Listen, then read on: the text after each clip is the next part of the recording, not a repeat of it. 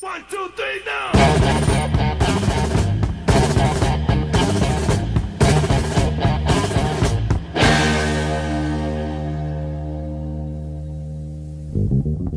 Hey guys, welcome back. Hope you're all doing well. Let's not waste any time and get right into it. So, these are the underground comics that I will be featuring in this spotlight video.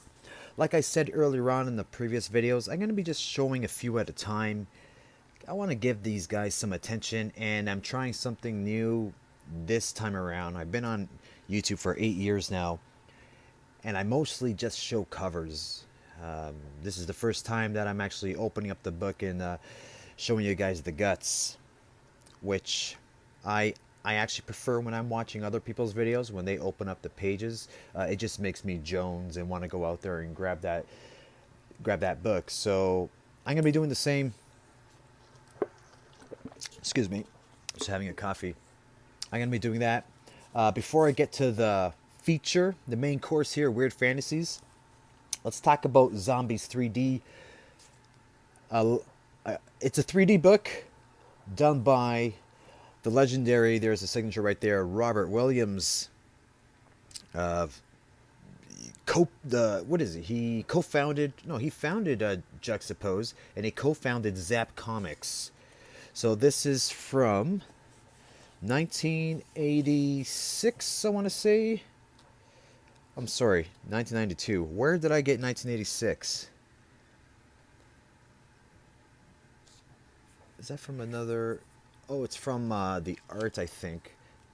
There's art in here from 19. Yeah, that's why. There's 1986. There's pages and stories from 1986. Anyways, Robert Williams. You guys know him from Zap Comics. Just a legend in the underground. And also, probably the next to Ed Big Daddy Roth when it comes to lowbrow and Basil Wolverton art. This is XNO Chad Darmstadter. I can't even say his name. I'm gonna say XNO from here on in. So really cool. Has the 3D glasses in there, and there's some XNO art here. You guys can see the resemblance to Ed Roth and Basil Wolverton, obviously influenced by those guys. This is called Voodoo Zombie by The Piz. That's his pen name, The Piz, which was done in the 80s. I might play around with the filters, guys, and see if I can get this to pop up. Let's see. We'll have some fun with it. So just some great artwork. See, I'm a huge fan. You guys, you remember me talking about the Dinosaurs Attacks cards from the 80s? Well, that was XNO. He did the artwork for that. Fantastic artist. I think he's from Memphis, Tennessee. And also, but I think he lives in Los Angeles or resides in Los Angeles. And he does a lot of original work there, a lot of original prints. He has a lot of work. He's done a lot of work in zines as well. And he's done artwork in the 80s. If you guys recognize this, the skateboarding culture from the 80s on the boards, the Verifax, if you guys remember Verifax, and stuff like that, like Speed Freak, and it's just amazing. I just love, always love this stuff. Maybe it's because of my love for the 80s, I don't know what it is, but XNO has been one of my all-time favorites. So I'm so happy to have some of his work in a comic book. There's his pen name right there. It's just really awesome. Just love that. Look at that. Isn't that great? I know, if you're fans of Basil Wolverton or Eddie Roth, Big Daddy Roth, then you'll. I'm sure you guys have seen images of XNO in some comics, just in like 2-pagers or 1-pagers, maybe in the back of like some ad slick back covers. He's featured in a lot of that stuff too, and zines as well. So this is Zombo. This story is called Zombo. So yeah, I might play around with the filters, see what's going on. I think this one's done by Williams. Robert Williams did the maze. And the Obi Makes Jumby is actually a reprint from a comic book from the 40s. And they threw it in here. It's your typical 40s pulp style. And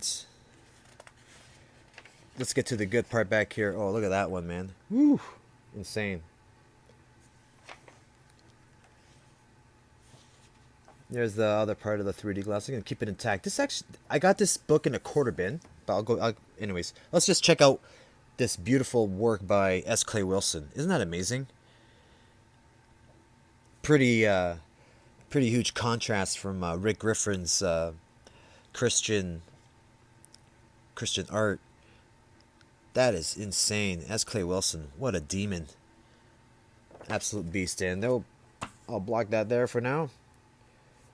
That's some Robert Williams there. So I found this in the quarter bin, and this book goes for a pretty penny. Listings are $60 on eBay, but I think they sell for like 35. So not bad for a quarter book, eh, guys? With some fucking artwork by XNO, which I'm so excited.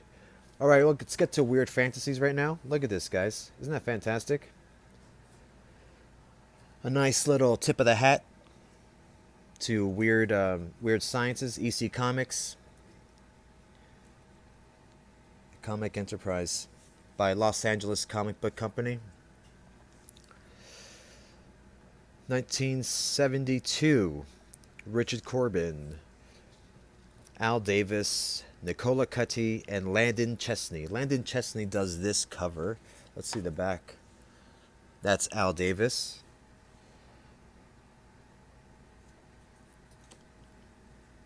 Al Davis, another comic book great. All right, open up, and there you go. Look at that gorgeous. This is awesome Richard Corben stuff. I love this stuff. This is also reprinted in a Richard Corben book. I think it's called Funny Books from 1976 in a hardcover. So if you guys want this story, let's check it. The ad slick here. Jesse Santos, Los Angeles, California. Yeah, I put captions on the title, guys. I put captions in the beginning, some warnings. Yes, this is for adults only. The Secret of Zokma. Love this coloring. Look at that lime neons, man. I hope they're showing up beautifully through your end. So a great story. This guy, obviously, it's those typical treasure seekers, the Aztecs, you know, starving for gold, and they approach these ancient temples with curses and stuff. He's made friend with the natives there, this gentleman over here, and he's warning him, do not go in there. I'm telling you, man, it's forbidden. And he's like mutated of some sort, maybe from, well, I'll tell you why he's mutating. But it's, I wonder if the place predates the Incan civilization, the Incas. Yeah, so he touches the gold and apparently he becomes all blistered and pus, like a great facial expression there. I feel sick. Get away. Bam, bam. Oh, guys, Sleepy Weirdo just did a video. I watched it this morning about Richard Corben comic books. It's awesome. It's awesome. He's, I did not know that Corben did. I know he did Luke Cage because I have those. I didn't know he did the Incredible Hulk books. I was interested in that. But anyways, he touched my shirt. Got to get it off. Wow. And there he goes. He's dying. Dead. That's gross, man. I can smell the pus off of him.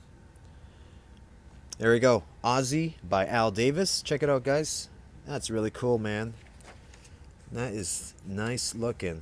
Ozzy has arrived. Your baffiness. Oh, I didn't even check my monitor to see if you guys were seeing it. Oops. Oh, wow. Typical 70s cartoon. Those shows. What's it called again? That something junction. What's your function? Something. Anyways, Moonchild by Nicola Cutty. So Moonchild is a underground comic book from the 60s. It actually predates the underground comics movement. So there's some guys that consider this Moonchild character the first underground comic, but whatever, it's up for debate. This is a story that was inserted here in 1972, a new story of Moonchild. So it's like a, you know, very young-looking, naive girl who is horny. So yeah, these fantasies, man. These guys and their fantasies, living out their fetishes through comics. This is insane. It does nothing for me. I'm just here for the art, please. Alright, The Life Battery by Indo Binder. Art by, this is Landon Chesney art here, the cover artist. Very crummy looking, eh guys? This is great. Well, no, not this part, but the other part was. Okay, heavy duty on the writing. Maybe that's why I glossed over it. Ain't got time for that. It's got a EC comic look to it, hence the cover. Nice little tip of the hat.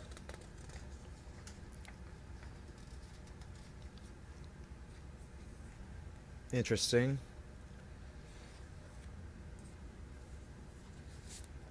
So I love this. Weird Fantasies, paying tribute to Weird Al Feldstein's Weird Science trade dress for the EC comic books. Very nice. Very nice. Alright.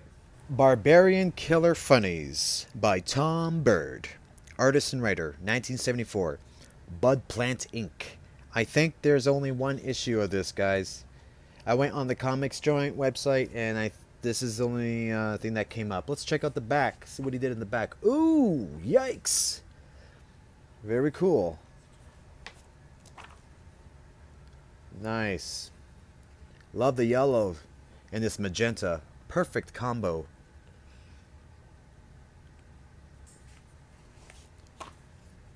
So, Tom Bird, is that what I said? He's a creator. I wonder what he's doing now. I'm probably made some notes on him. Let me double check here.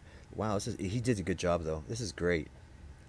So basically, this is the guy on the cover, Barbarian Killer, and he's just telling a story, basically an origin story on how he became who he is, which is the prince. And it's pretty interesting in this world that he exists in, that they live in. They throw the name Crumb like it's the Lord's name, you know? Like, it's like, oh, where is it? Oh, great Crumb, that I, a fierce barbarian of raw, yet pristine character, should bear this, oh God, Zo. And then they go, what the Crumb? You know, stuff like that. So, yeah. Cartoony, but well done. The story flowed well. The dialogue was great. You can tell he put a lot of energy. This is like his only work, published comic.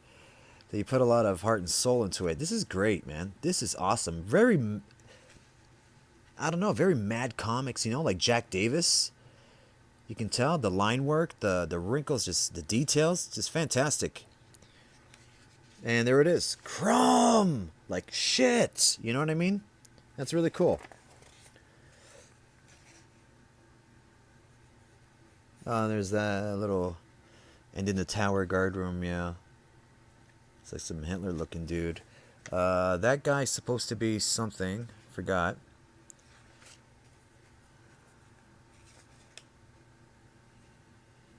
Wow. I'm just going to shut up and let you guys check it out. What do you think? See, there you go. It's got some, you know, obviously we know that these underground artists are heavily influenced by the EC greats, which did mad comics after the comic book Inquisition, the EC Comics Inquisition, the witch hunt. Complete load of crap that was. Oh man, I have to lick my fingers and turn the page here. How's the look on your end, guys? Cool? What do you think of this comic? It's not bad, eh?